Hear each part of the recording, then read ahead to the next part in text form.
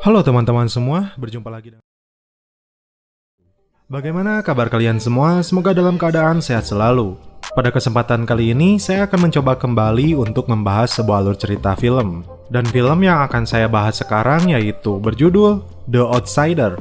Film The Outsider merupakan sebuah film yang disutradarai oleh Martin Zandvliet. Dan film ini diperankan diantaranya oleh Jared Leto, Tadanobu Asano, dan Kipei Shina. Film ini mengisahkan tentang seorang tentara Amerika yang dipenjara di Jepang pasca perang dan memasuki kelamnya dunia Yakuza. Dia mengikuti cara hidup mereka demi membalas budi atas kebebasannya. Wah, bakal seru nih guys, soalnya sudah membawa nama gangster sekelas Yakuza. Tak usah berlama-lama guys, langsung saja kita masuk intro. Di awal film diperlihatkan seorang tentara Amerika Serikat yang sedang dipenjara di Jepang, dan dia bernama Nick Lowell. Dia sedang menjalankan tugasnya dalam membersihkan area penjara. Tak lama setelah itu keluar 5 orang napi dari anggota Yakuza dari sebuah ruangan, dan salah satunya melotot kepadanya. Lalu Nick masuk ke ruangan tersebut, dan mendapati seorang Yakuza yang hampir terbunuh dengan cara digantung lehernya dengan tangan terikat. Nick pun berteriak memanggil penjaga. Namun karena hal tersebut, Nick bukannya mendapat pujian dari para sipir. Yang terjadi mereka berdua malah dipukuli oleh para sipir di sana. Sipir itu beralasan telah menemukan surat yang ditulis oleh anggota Yakuza yang akan dikirimnya keluar penjara.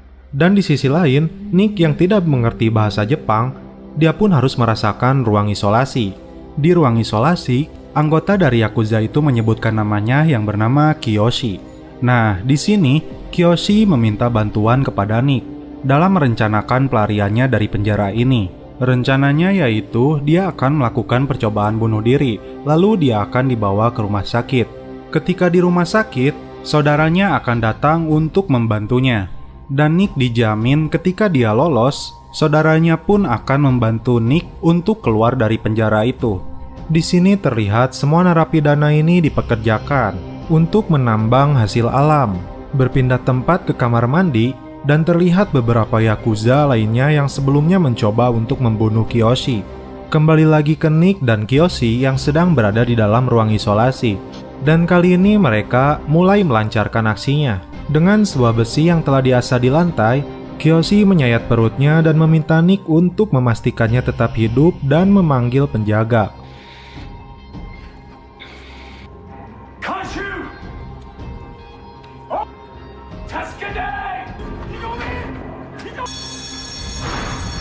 Dan inilah The Outsider. Singkat cerita, akhirnya Nick bisa menghirup udara segar. Dan terlihat juga wajahnya yang sudah tampak lebih segar. Di luar penjara, terlihat juga sebuah mobil yang sudah menunggunya. Dan itu sepertinya utusan dari Kiyoshi. Berlatar tempat di Osaka tahun 1954. Dan benar saja, sampai di tujuan, Kiyoshi dan keluarga besar Yakuzanya telah berkumpul di sana. Mereka menamakan seluruh keluarga mereka Shiromatsu, dan mereka berterima kasih kepada Nick yang telah membantu Kiyoshi ketika berada di dalam sel. Mereka juga menawarkan Nick sebuah pekerjaan yang berkaitan dengan bisnis mereka dan orang Amerika Serikat lainnya. Di sini pun Nick mengiyakannya. Nick kemudian dibawa ke sebuah tempat perjudian dan diberi uang untuk menyewa tempat penginapan di sana. Di tempat itu dia bertemu dengan wanita Jepang yang berjualan minuman. Dan karena cantik, Nick pun memberikan uang lebih. Menjalankan tugas pertamanya, Nick yang diantar oleh Kiyoshi dan supir bedegulnya datang ke sebuah pabrik di mana orang Amerika Serikat sebagai atasannya. Dan Nick ditugaskan tentang sebuah perjanjian orang tersebut dengan Yakuza. Atasan pabrik itu sepertinya memahami betul maksud dari Nick. Namun dengan pendiriannya, dia tetap tidak akan menjual murah harga logam, seperti apa yang Yakuza inginkan. Nick yang tahu bahwa jawabannya seperti itu, maka inilah yang terjadi. Nick bersama Kiyoshi dan yang lainnya berkumpul di sebuah tempat hiburan malam. Mereka di sana sedang asik minum dan bercanda tawa. Namun tiba-tiba datang gerombolan Yakuza lainnya yang bernama Seizu. Saingannya mereka yang berasal dari Kobe. Mereka tampak berebut pabrik milik orang Amerika Serikat yang didatangi oleh Nick. Pimpinannya kemudian melecehkan Nick. Nick terpancing kemudian memukulnya dengan sebuah botol minuman. Dan di sini peperangan antar Yakuza hampir terjadi, namun mereka akhirnya mundur. Kiyoshi pun memberikan Nick sebuah tempat tinggal dan bergabung secara resmi dengan Yakuza. Di sebuah tempat perjudian kecil, Kiyoshi dan Nick datang. Di sana, pemilik tempat ini yang berbadan super jumbo bernama Kimura telah melakukan kesalahan mengambil alih tempat ini. Kemudian ketika dia melecehkan Nick, langsung saja dicekuknya persis di bagian pernapasannya. Kiyoshi yang jauh lebih kejam, dia menggorok orang tersebut. Setumpuk uang pun mereka ambil. Di sebuah tempat hiburan tampak adiknya Kiyoshi yang cantik mungil sedang menikmati dansa. Kemudian, Kiyoshi yang mengetahui adiknya berada di sana, dia menariknya dan meminta dia pulang, khawatir Yakuza Seizu datang membawa senjata. Nick pun disuruh untuk mengantarkannya. Adiknya yang bernama Miyu dan Nick sepertinya saling menyukai. Hingga sampai di rumahnya, awalnya Nick berniat pulang. Namun, Miyu yang menawarkan Nick untuk masuk tidak perlu pikir panjang celepot. Menemui Kiyoshi, Nick mendapat tugas rahasia untuk membeli senjata ilegal dari tentara Amerika Serikat. Dan tentara Amerika Serikat itu tidak boleh tahu jika Shiromatsu terlibat untuk itu. Kiyoshi meminta Nick bekerja sendiri, namun konsekuensinya jika gagal, Nick sendiri yang menanggung akibatnya. Sampai di sebuah dermaga, Nick menyembunyikan uang tersebut di bagian mesinnya. Ternyata ada pengkhianat itu, tampak ketika ditemukan mayat di sana, dan muncul Yakuza Seizu yang pernah bertemu dengannya. Mereka akan mengambil senjata tersebut dan merampok uang yang dibawa Nick. Karena mereka tidak menemukan uangnya, dia menyuruh anak buahnya untuk membunuh Nick. Namun ketika akan ditembak dengan kepiawaiannya sebagai mantan tentara Amerika Serikat, Nick dapat melumpuhkan mereka dan membunuh 2 di antaranya.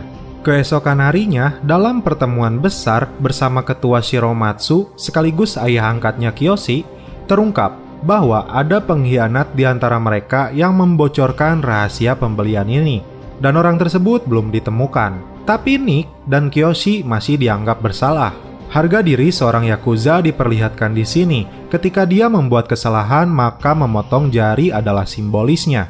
Nick harus merelakan 2 jarinya terpotong. Berikut Kiyoshi yang meminta kepada ayahnya untuk melakukan hal yang sama. Berbeda bagi Orochi yang tidak mau memotong jarinya. Utusan keluarga dari Shiromatsu pun datang dan memberikan potongan jari ini kepada pimpinan Seizu. Nah, dan dari percakapan ini terungkap juga bahwa adanya orang dalam Seizu yang bersembunyi di dalam keluarga Shiromatsu. Di tempat ini, ternyata Nick yang dianggap anjing terlantar yang tidak mempunyai keluarga mendapat kehormatan secara resmi untuk menjadi keluarga besar Shiromatsu atas pengabdian dan kejujurannya. Di malam hari, dalam acara perayaan minum-minum, Nick dan Kiyoshi berbincang tentang adik perempuannya yang dekat dengan Nick. Keinginan Kiyoshi adiknya tidak menikah dengan seorang Yakuza karena dia paham betul konsekuensi kematian yang bisa datang kapan saja dan dia berharap adiknya tidak menderita. Di sini Nick mencoba meyakinkan bahwa dirinya bisa menjaga adiknya. Kiyoshi pun bilang dia masih perawan. Lalu Nick mengatakan kurasa tidak karena aku saya. Dan selamat, kita menjadi saudara sebenarnya. Nick yang secara resmi sudah menjadi seorang Yakuza ditemani Miyu, dia mentato seluruh badannya. Selesai ditato, kemudian Nick celepot. Anjim, Nick menjalani hari-harinya sebagai Yakuza.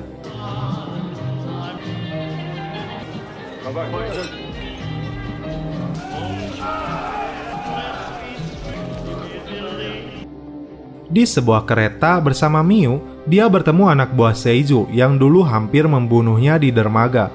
Seizu mengirim anak buahnya dan orang asing dalam sebuah penawaran bisnis. Namun, menurut bos dari Shiromatsu, ini pelecehan baginya yang hanya mengirim anak ingusan tanpa bosnya sendiri yang datang. Tampak sepertinya pengkhianat keluarga Shiromatsu terungkap. Orochi melihat bahwa ini kesempatan baik untuk menerima penawaran Seizu. Tapi ketua yang punya prinsip tidak ingin diatur keluarga Seizu. Dalam kondisi mabuk, Orochi tampak kecewa karena ketua tidak mau mengikuti sarannya. Dan Kiyoshi pun memperingatkan kepada Orochi, bahkan ketika hendak pulang ketua tidak mau menemuinya. Orochi yang emosi mendatangi Miu dan hampir saja memperkosanya. Dalam sebuah pertandingan sumo, Ketua Seizu dan Ketua Shiromatsu hadir. Terlihat Ketua Shiromatsu merasa tidak dihormati karena mengirim wakilnya untuk sebuah negosiasi. Ketua Seizu kemudian menawarkan masa pensiun yang aman bagi dirinya dan kelompoknya karena dianggap sudah cukup tua. Tentu saja Ketua Shiromatsu tidak terima penawaran tersebut karena bagi dirinya dan generasi ayahnya yang terdahulu, kita adalah serigala, bukan anjing yang bisa dijaga di dalam pagar. Shiromatsu pun memperingatkan perjalanan pulangnya ke Kobe. Dalam perjalanan kembali ke markasnya, Nick tiba-tiba disapa rekannya anggota tentara Amerika Serikat yang sedang cuti yang bernama Pauli. Untuk menjaga rahasianya dengan terpaksa, Nick menemaninya. Terlebih, sebuah ancaman Pauli akan melaporkannya ke sidang militer. Nick pun mengajaknya ke rumahnya, dan di rumahnya, Nick memberinya minuman. Saat kembali mengambil whisky, Nick mengambil sebuah pisau lipat dan...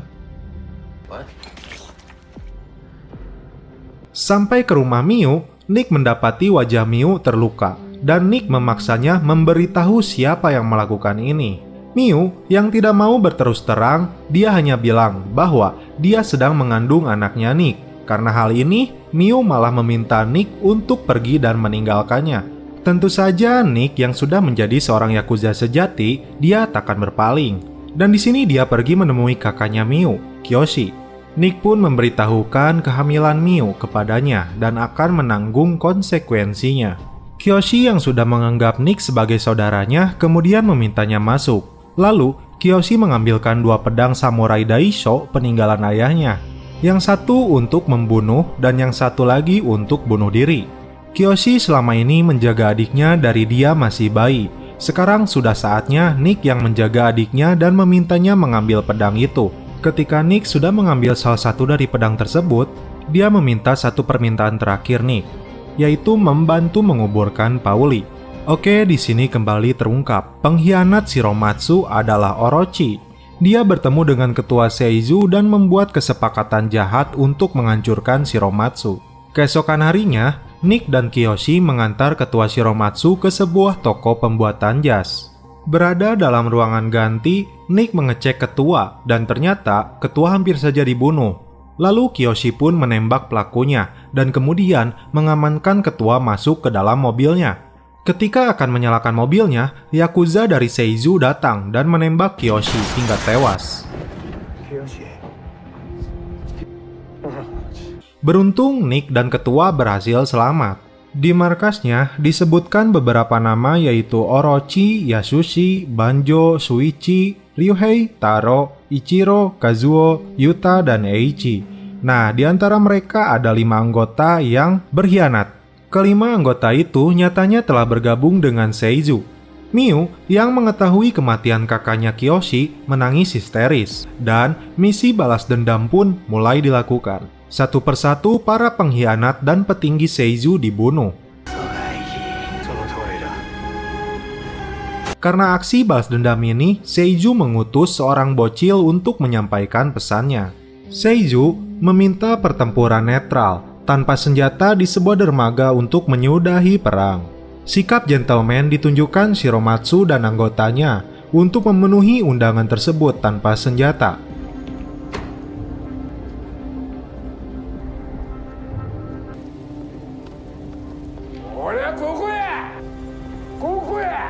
Ketua Seizu dan anak buahnya kemudian menunjukkan wajah sang pengkhianat, yaitu Orochi. Orochi yang sudah dianggap anak oleh Ketua Shiromatsu dipeluknya dan memintanya kembali sebelum terlambat. Tiba-tiba, Orochi mengeluarkan pisau dan menusuk Ketua. Nick dan yang lainnya mencoba untuk menyelamatkan Ketua, namun dihadang anak buah Orochi yang telah bersiap membawa senjata. Orochi yang sombong mengampuni Nick dan menganggap Shiromatsu sudah tamat. Dia meminta Nick pergi dan meninggalkan Miu.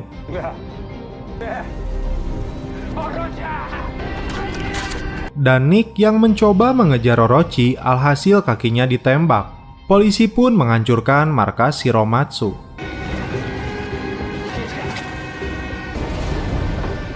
Nick yang sembunyi-sembunyi mendatangi rumah Miu yang sudah diawasi kelompoknya Seizu, lalu mengajaknya berkemas pergi dari tempat tersebut. Keesokan harinya, Nick tampak menelepon si bedegul rekannya. Lalu dia berjalan menuju markas Seizu dengan membawa samurai pemberian Kiyoshi.